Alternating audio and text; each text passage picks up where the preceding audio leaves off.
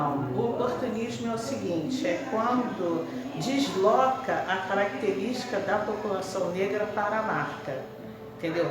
A marca não pode dizer, eu sou lutadora, eu falo, não, ela não faz, ela pode estar se utilizando da imagem para mostrar que essa população também é uma população que vai utilizar, que ela estará entendendo o procedimento quando diz determinadas lutas, está propagando uma luta que é o que é ruim quando ela coloca essas características como sendo desta marca, né? Quando ela distorce quase como se precisaríamos desta marca para ser quem nós somos.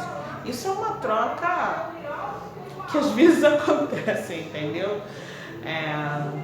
Em geral o banco faz isso, mas pode ser que ou marca de cigarro, né, já aconteceu. Então, quem é forte, quem é isso, quem é a marca dos...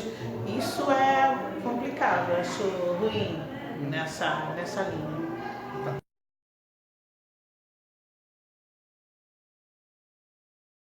Então, é muito comum a gente ver para o movimento de mulheres, por exemplo, o movimento de mulheres, ele oficialmente começou nas sufragistas do início do século e eram formais, eram setores de mulheres brancas, da classe média, então eram setores que tinham um acesso maior, então as discussões, as mobilizações eram feitas com mais facilidade.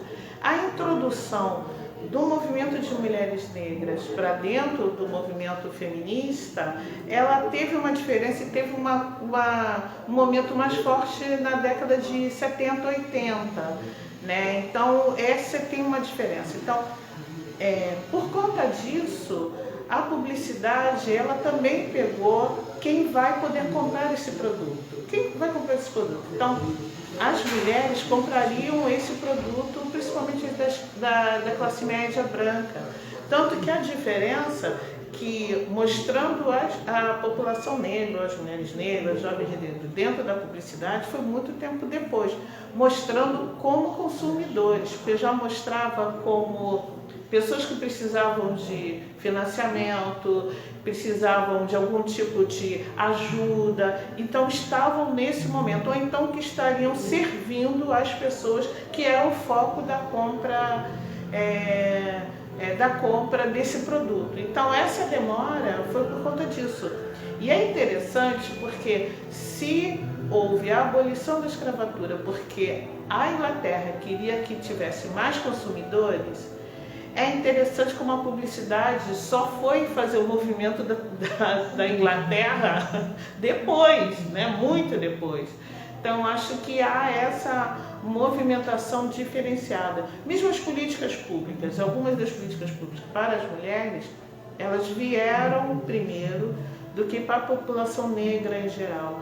E nem sempre é vista alguma das políticas para as mulheres negras como sendo das mulheres brancas.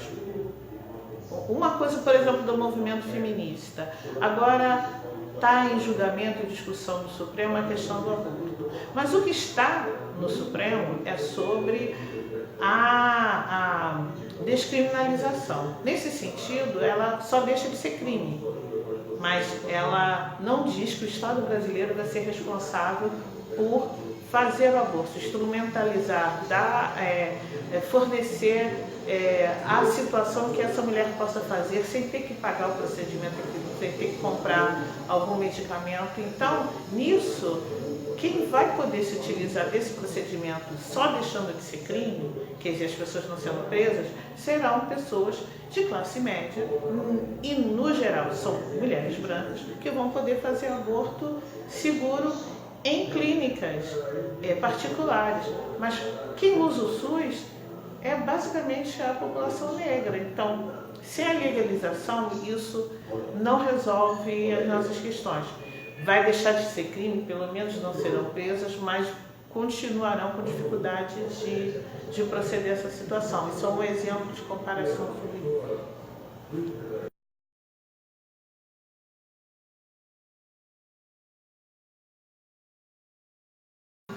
Então, é interessante porque, por exemplo, minoria, eu vejo essa população mais como minoria dentro da publicidade. Nós somos minoria na publicidade. O que eu acho que quem tem o produto entendeu é que nós somos uma maioria e que essa maioria compra. Nós somos 54% da população. E, embora muito poucos, já existem negros na classe média. Né? Então, existe uma situação, por exemplo, que para a cota de negros na UERJ só se tiver determinado valor per capita por casa. Existem pessoas negras que não vão entrar na cota da UERJ por conta disso, porque o valor desta família supera isso.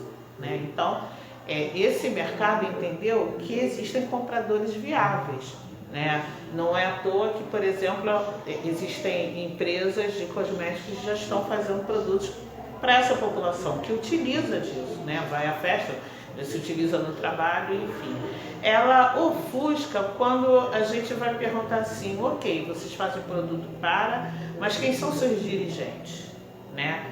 Vocês têm uma política interna de também entrada dessas pessoas, inclusive para orientar sobre como proceder, o que fazer. É preciso que essas pessoas estejam dentro também. Então, acho que ofusca nisso. Aparentemente, ela tem faz o mercado para isso, mas internamente ela não tem nenhum dirigente, não tem nenhuma política de entrada dessas pessoas na empresa. Eu tinha falado lá, como o menino que está me entrevistando lembrou, que é interessante como não se faz isso, né? Não se pensa dessas políticas públicas para dentro desses espaços. Então, isso é uma questão absolutamente necessária. Lembrar primeiro que nós somos minoria, lembrar também que somos vários profissionais que podem contribuir com isso. E mesmo quem, por exemplo, discute sobre como as mulheres podem entrar nesse mercado, esquecem de que nem todas as mulheres são iguais. Nós temos características específicas e que isso é preciso ser dito. A gente sempre tem que lembrar que essa palavra, como se tornou na questão de política pública, pensar em minoria política, aquela que não tem no detento do poder, não é uma maioria dirigente, como a gente vê o número de parlamentares.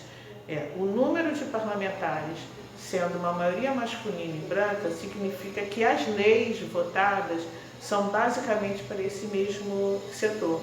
Então, as pessoas constroem política para si, não para a sua total coletividade.